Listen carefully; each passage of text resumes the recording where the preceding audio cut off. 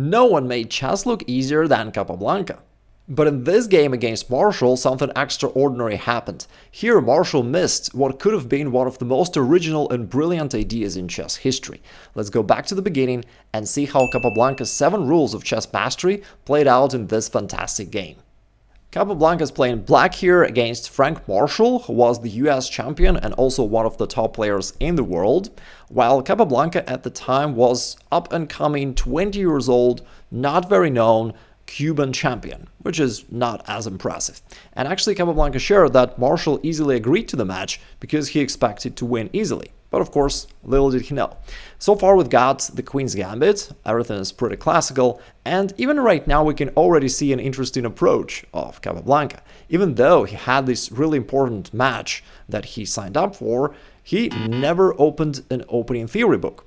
And in this point he played knight to e4, and later in the book about his games, he commented that he saw this move played by Lasker, and he thought to himself, if Lasker played it, then this must be a good move. So that was basically the level of his opening prep.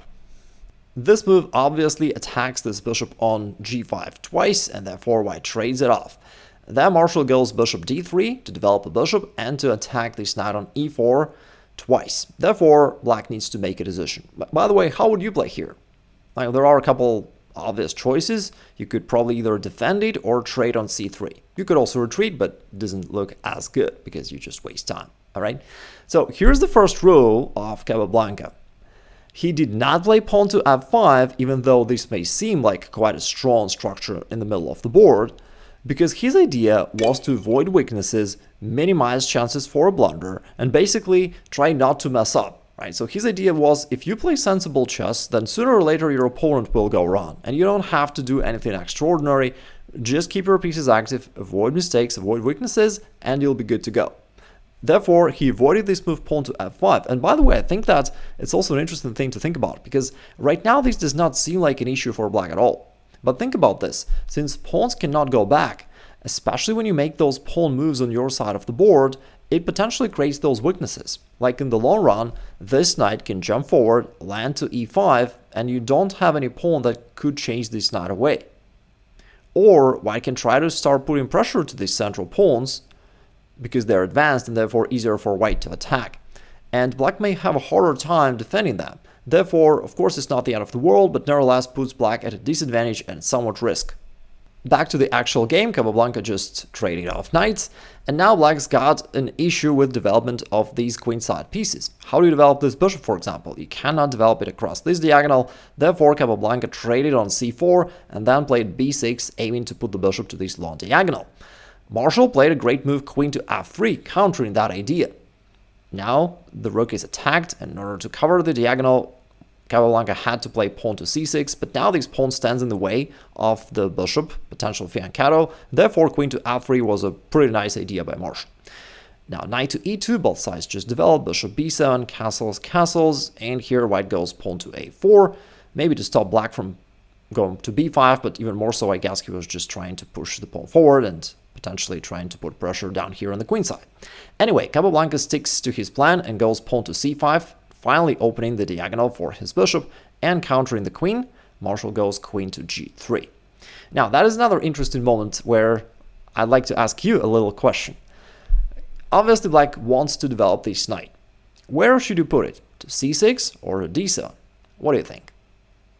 A lot of players start calculating, thinking about something, but Capablanca was all about simplicity. And his second rule was develop pieces to the most forward available square. Typically, the most forward square is the most active square and, simply put, the best one. Therefore, again, he did not want to calculate much or overcomplicate matters. He just put pieces to those forward squares.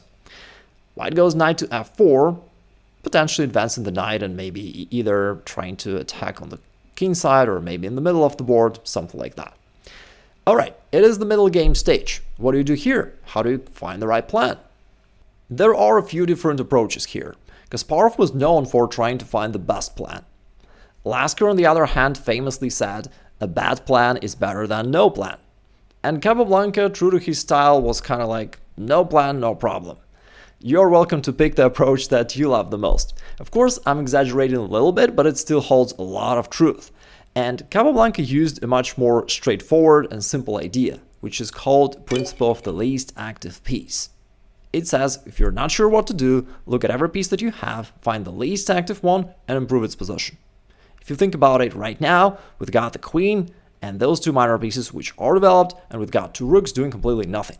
Therefore, Capablanca goes rook to c8, putting the rook to this potentially open file and x-raying the bishop, therefore Marshall retreated it, and then Capablanca brought the other rook into play.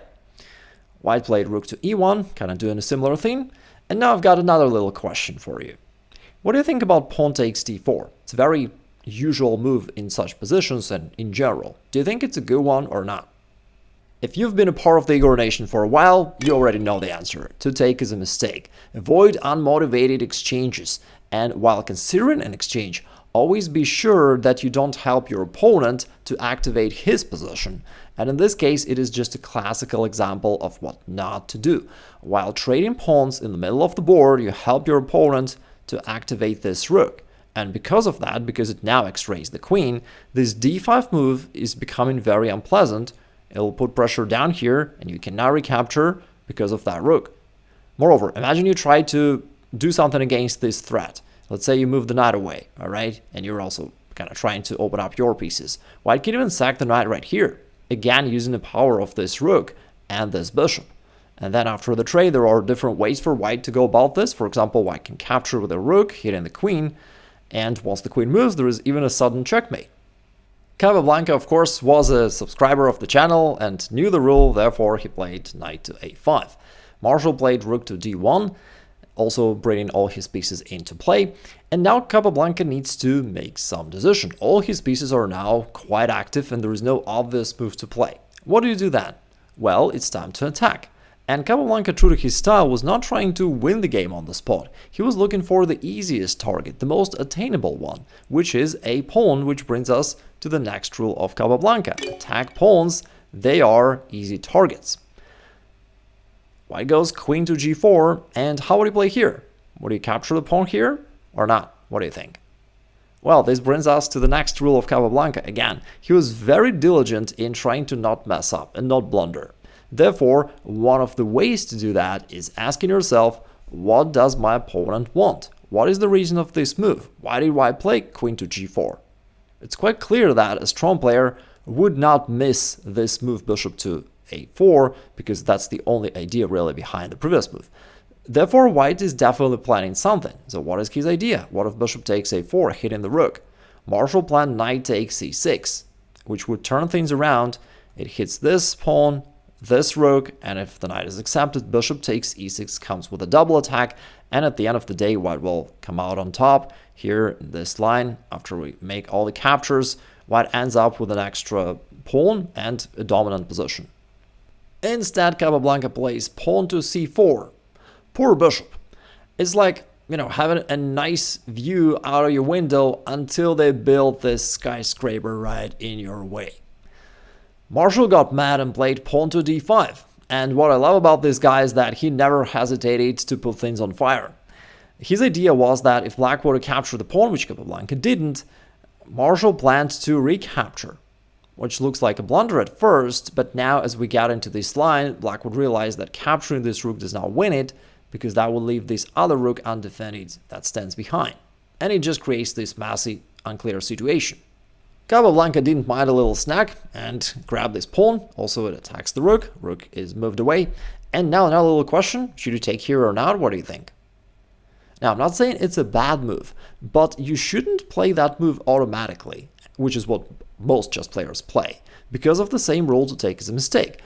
What's the point? Very often, when you capture yourself, you only help your opponent to advance one of his pieces. That's the downside of that. For example, let's say black keeps trading off unthinkingly. Now this knight hits your queen. Also, you gotta protect this rook. You see that white is already gaining some initiative. And if you try to protect this rook somehow this way or that way, there is queen to c8, sudden sacrifice, and all of a sudden, white just wins the game thanks to this double attack. That's how dangerous a simple exchange can be. In the game, black played pawn to e5, trying to keep it closed and kicking this knight away. However, Marshall goes knight to h5, threatening checkmate 1. Black goes g6, and now pawn to d6. Marshall once again finds a very creative way to continue his attack. Now, at first it looks like the pawn can simply be captured, but it is not really the case, because then the rook on c8 would be left undefended and white would capture it. Therefore, black cannot do this, and Capablanca goes queen to e6, offering an exchange of queens. But of course, white does not want to trade queens.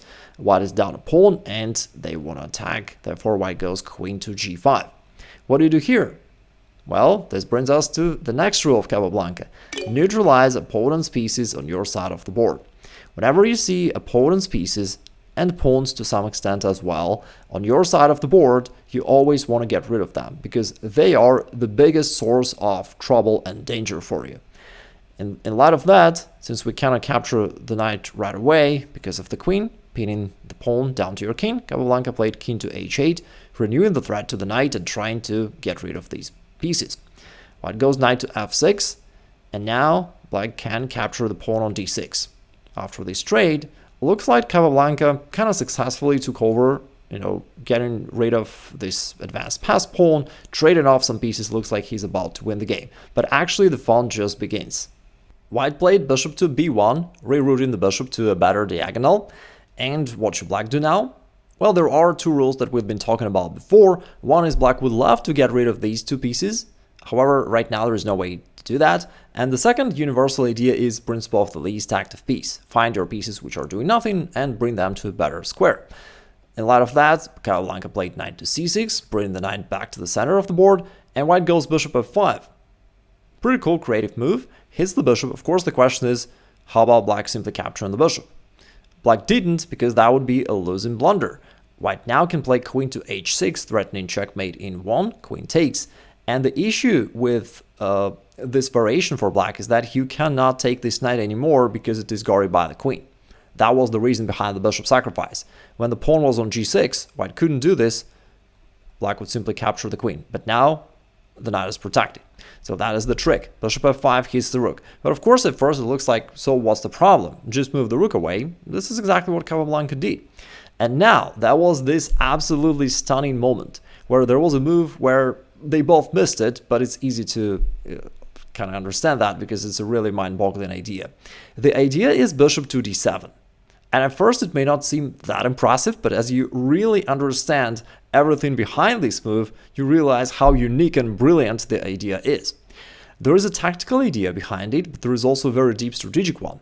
The tactical idea is white is offering black to just take the bishop, hoping for the trade where black would be up material and would win easily, but white would instead play queen to h6 here, threatening checkmate. This also drops the knight, but now when it looks like black is just winning the game, there is this sneaky checkmate queen to f8. That was the reason for the bishop d7 move. Black needed to deflect the rook off the 8th rank so that this back rank checkmate is now possible. Then we might be thinking, okay, then just don't take this bishop, play something else. But what else? Like, you also cannot go here trying to get rid of this knight because of this fork, which would force black to give up material, and black does not want that. Alright, what else? Like, this knight cannot move because it's pinned down to the bishop, and in general, black needs to be very careful. He can't just start moving his pieces away because white is putting a lot of pressure. White is always ready to go forward with his queen or to take this knight on c6 and then maybe this pawn on e5. Therefore, black needs his pieces right where they are right now. He can't really just move them away. On the other hand, for white, it's also not easy to make progress. And we have some absolutely absurd mutual Zugzwang in the middle of a game, which just never happens. And we'll never know what Capablanca would have done if this move had been played. Maybe he'd just quit chess and start selling Cuban cigars. And luckily this didn't happen. Marshall didn't play this move. He played h4, which is of course a much more human and natural move to play, simply trying to add more firepower to his attack. Black goes knight e7, still trying to get rid of these pieces on his side of the board. And Marshall, also true to his style, finds a counterblow, knight e4, hitting the queen. The queen needs to keep guarding the knight. Therefore, Capablanca goes queen to c7, and now instead of getting this bishop out of the way, Marshall plays another counter-strike, queen f6 check. King goes here, and now when it seems that finally this bishop needs to retreat, Marshall goes bishop e6. Another absolutely stunning idea. White is down 2 pawns, and he needs to go all out into his attack, otherwise he'll just lose. And this is exactly what he's doing. Bishop e6. White gives up the bishop, but now the king is exposed, and black needs to be really, really careful. If the king comes somewhere here, that would enable the queen to keep delivering checks. Therefore, Capablanca played king to f8, inviting white to deliver this check. And it's interesting that Capablanca here tried to use the trick which he later used in another famous game against the same opponent, Marshall. He wants to invite white to deliver this check, which looks very tempting to just begin delivering those checks. But what he was planning to do is to run away to the queen side and to kind of make that artificial queenside castling, which is really cool, and that will just win the game for black. But Marshall was smart and he didn't play that. Instead of these checks, he played knight g5, threatening checkmate in 1, and also this pawn on h7. Capablanca goes knight g8, just to cover the 7th rank with a queen. And white goes pawn to f4, aiming to open up the f-file and to checkmate the king. Rook to e8 is played. Capablanca is still desperately trying to get rid of all these pieces out of his territory. This time he's hitting the queen, but Marshall is relentless and he's just giving it up. By the way, it's a really cool clash of styles. Like Marshall, super aggressive, very creative, just going all out, and Capablanca just trying to keep it simple, following his rules, putting his pieces to right places, and trusting that everything will be good. Now, what about rook takes c6? Well, that's actually a trap. After the knight recaptures, that's going to be a fork, and white will win material and the game. Therefore, black can't do that. On the other hand, it looks pretty bad for Capablanca at this point, because now rook f1 is coming, checking the king. Capablanca goes rook e7 to reinforce this defense along the 7th rank, and after the rook check, king comes here. Right now, still seems like black is kind of in control. The queen needs to move, then black would probably grab this pawn and just win the game, but Marshall plays pawn to h5, once again leaving the queen undefended, because he's betting on the very same trap. Knight takes e6 would come with this fork, and black would lose the game. Therefore, black can't do that, and the situation becomes pretty critical. What do you do then? This brings us to the next rule of Capablanca: centralize and connect. And by the way, if you look at modern games of Carlsen, you will notice the same trend. Strong players often try to keep their pieces connected when they all stand closer to each other, closer to the central lines of the board, and are coordinated in that way. And here, Capablanca sees that he's got these pieces standing close to each other and supporting each other, but we also have this bishop kind of offside, not doing much. And he brings it back to e8 to reinforce the defense of these squares, and in general to keep it all tied and connected. And white keeps coming forward, pawn to h6, yet another sacrifice. I don't even know how many sacrifices we had in this game. And it's another nice trap. If black were to capture this pawn, which he didn't, that will lead to this quick checkmate. But got checkmates all over the place. Alright, let's come back. This pushes the king back to h8, and white would love to deliver this check, but luckily for black there is a knight control on this square. Therefore, white goes queen d6, which also turns out to be a super tricky move, yet again.